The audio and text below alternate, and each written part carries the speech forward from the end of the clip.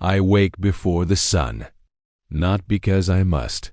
I am ancient, not employed, but because someone is pulling on my whiskers. A small voice whispers far too close to my left eye. Grandfather, Theriel set the garden on fire again. I open one eye. The child in question, Illyra's smallest of Therion's brood, sharp-toothed, bright-eyed, and entirely too pleased with herself, grins at me. Define again, I rumble. Behind her, smoke curls lazily over the outpost settlement. Of course it does. They are everywhere. Climbing scrap towers, racing wind skimmers, playing hide-and-seek in places that absolutely should not contain children. They are Jack's grandchildren, dragon-blooded, human-hearted, and loud. There's Illyra, clever and curious, already asking questions that make scholars nervous. Corin, broad-winged and gentle, who apologizes every time he breaks something, which is often. And Selka, who laughs when things explode and then takes notes.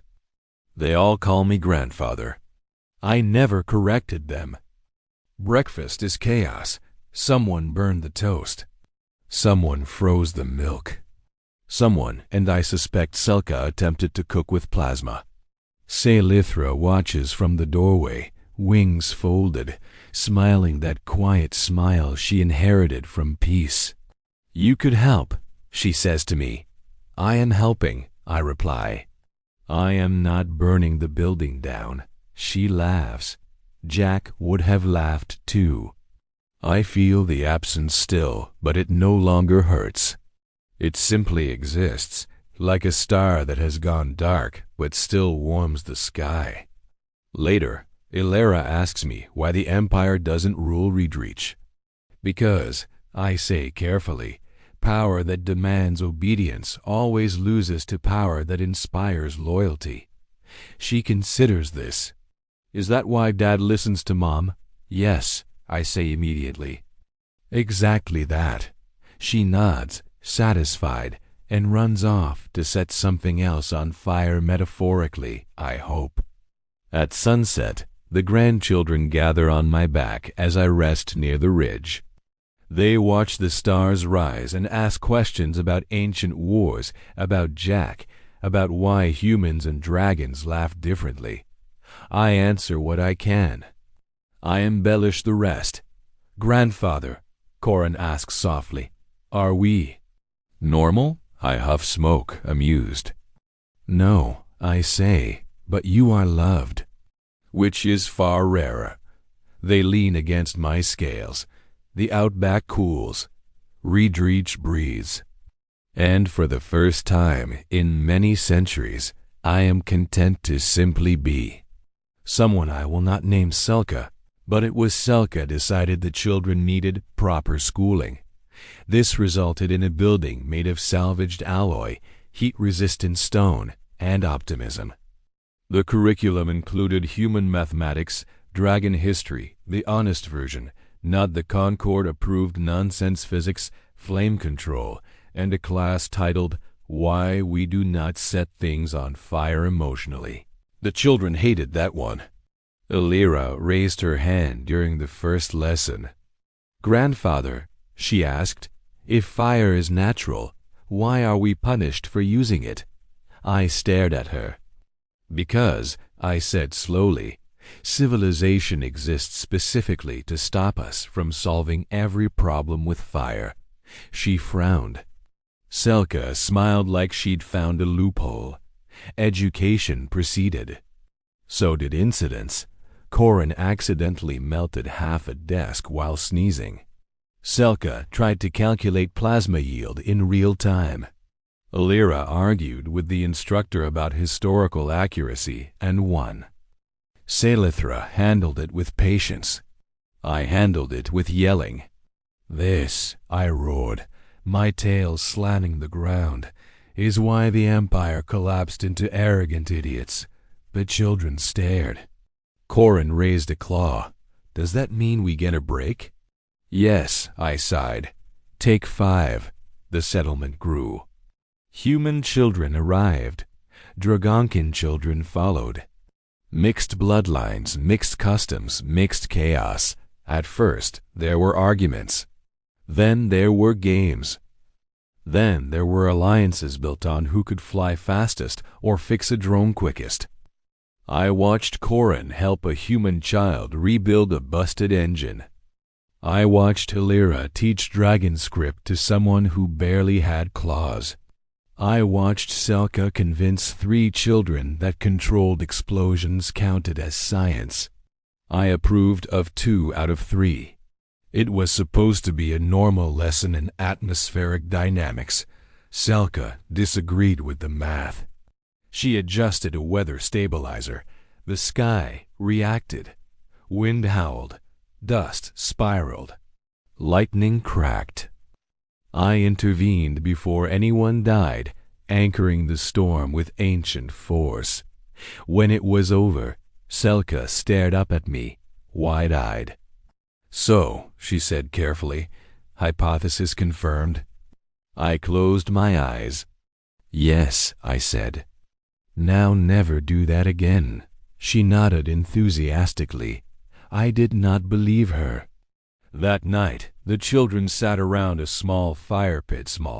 I insisted listening to Salithra tell stories of their grandfather Jack, not a hero, not a legend, just a man who fixed things, loved fiercely, and chose kindness when power would have been easier. I watched from the ridge, ancient, tired, content. "Grandfather?" Illyra asked softly. "Yes, little spark. Do you think we'll mess things up?" I exhaled a thin curl of smoke. "Yes," I said. "Absolutely." They tensed. "But," I added, "you'll fix them." "That's what this family does." They smiled. The stars came out. Reedreach slept. Adolescence does not arrive gently. It arrives with growth spurts, temper flares, and an alarming increase in opinions. Corin's wingspan doubled in a single season. He knocked over 3 antenna towers before breakfast and apologized to each one individually. Illyra grew sharper tongue, mind, and flame. She began questioning everything, including me. Selka started carrying notebooks. That alone concerned me deeply.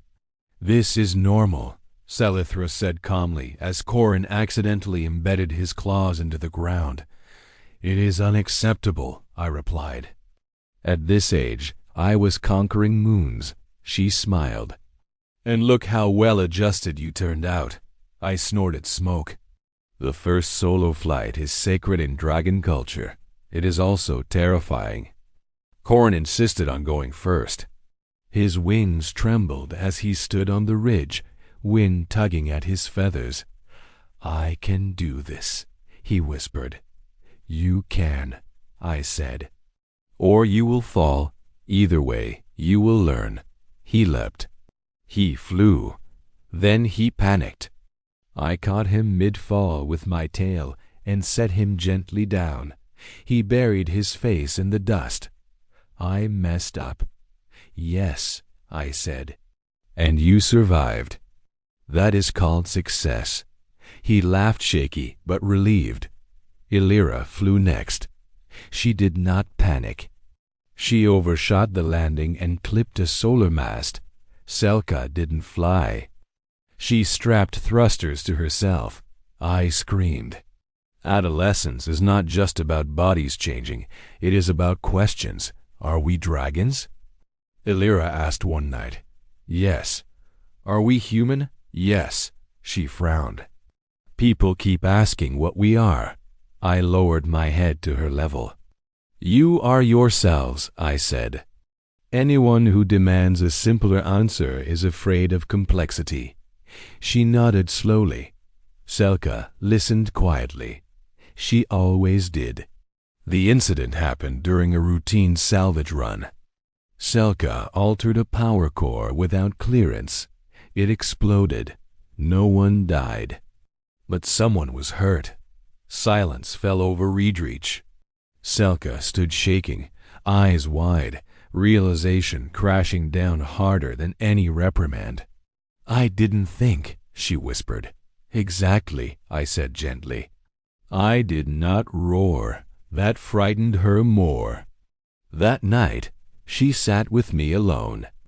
"I wanted to know if I could," she said.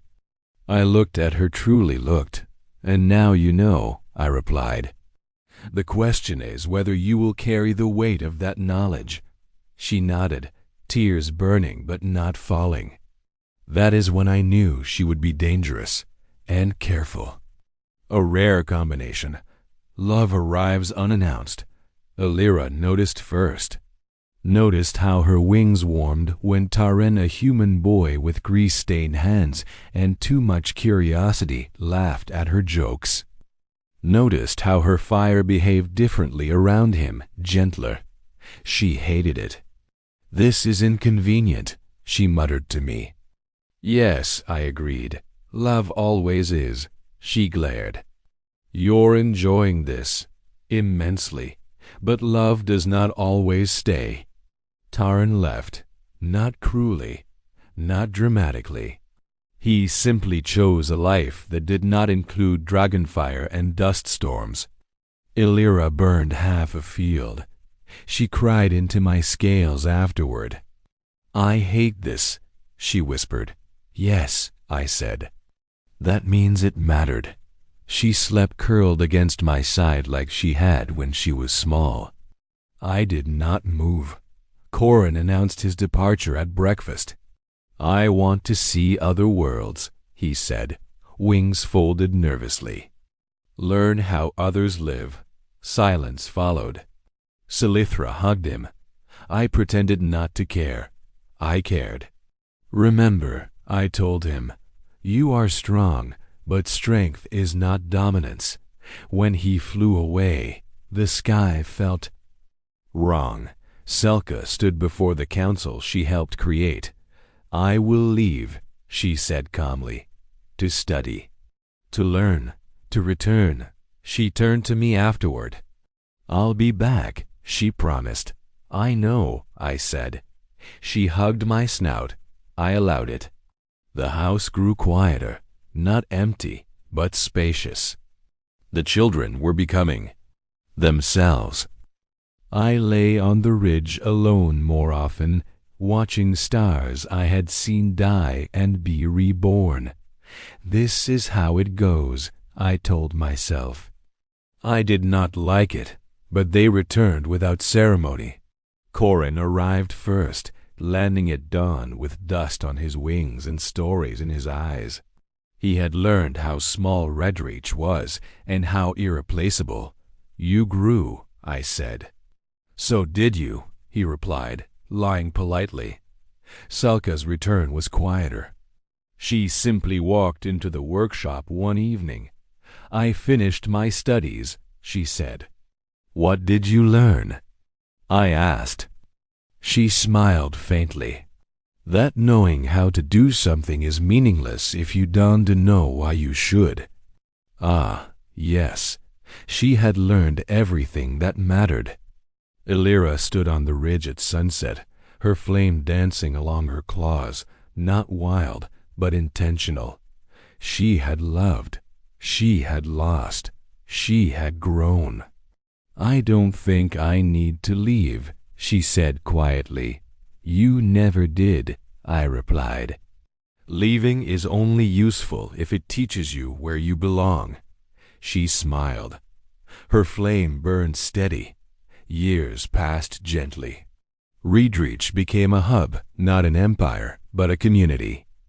A place where humans and Dragonkin raised children who knew history without being chained to it.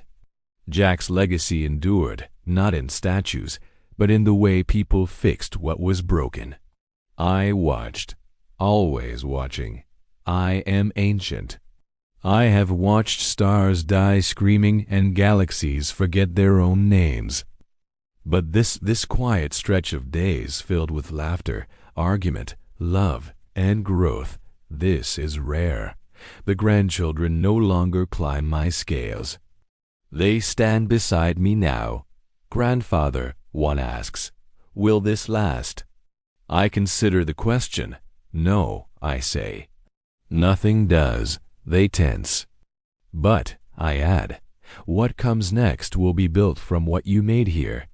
They relax. The sun's set over Reedreach. Smoke curls lazily from my nostrils. And for the first time in an age measured in eras, I do not feel the need to conquer, correct, or interfere. I am content. And that, perhaps, is the greatest ending of all. Thanks for watching. Like and subscribe for more stories.